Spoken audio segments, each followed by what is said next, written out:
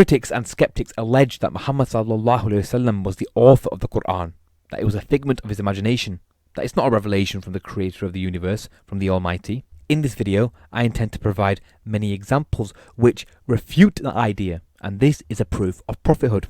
The Quran mentions many Judeo-Christian prophets, their stories and their names and a description of their name.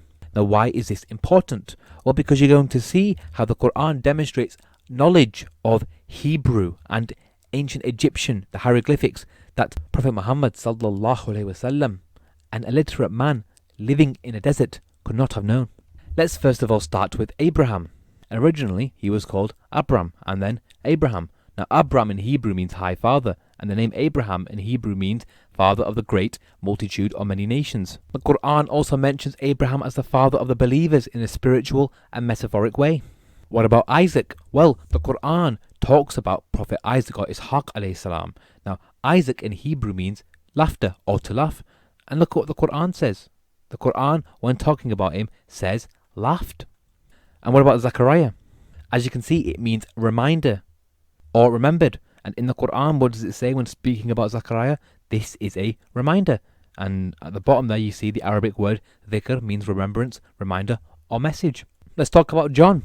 In the same chapter, chapter 19, we see that it talks about John and uses affection to describe him. Now in Hebrew, John means God is gracious to him or God has favoured him, essentially affection.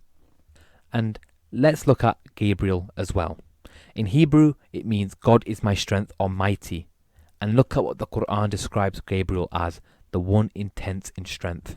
As you can see, it gives a meaning of these names in one way or the other.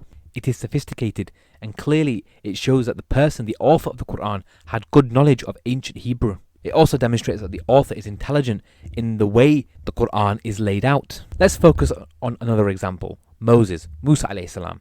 Both the Quran and the Bible mention that Moses was brought up by Pharaoh as a child after his mother let him float in a river, only to be discovered by Pharaoh's wife, with the couple adopting the child.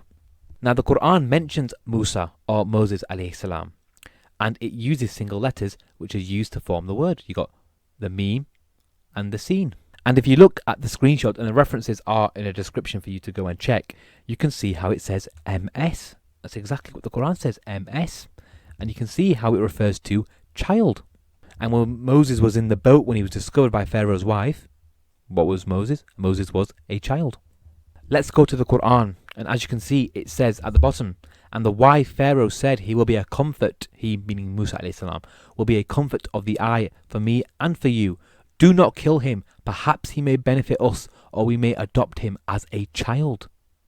Now the ancient Egyptian language, hieroglyphics, etc., this wasn't something which was commonly spoken around the time of the Prophet, peace be upon him. I mean, one could argue it was essentially a dead language. This discovery of ancient hieroglyphics, Egyptian hieroglyphics, is something that's only really happened over the last couple of 100 years. It is clear to see that the Quran, the author of the Quran, had familiarity and knew the ancient Egyptian hieroglyphics. Now the question you have to ask yourself is, do you believe that the Prophet Muhammad sallallahu alaihi wasallam knew this? And if you do, you have to provide your evidence. And sorry to provide a spoiler, but you will find nothing.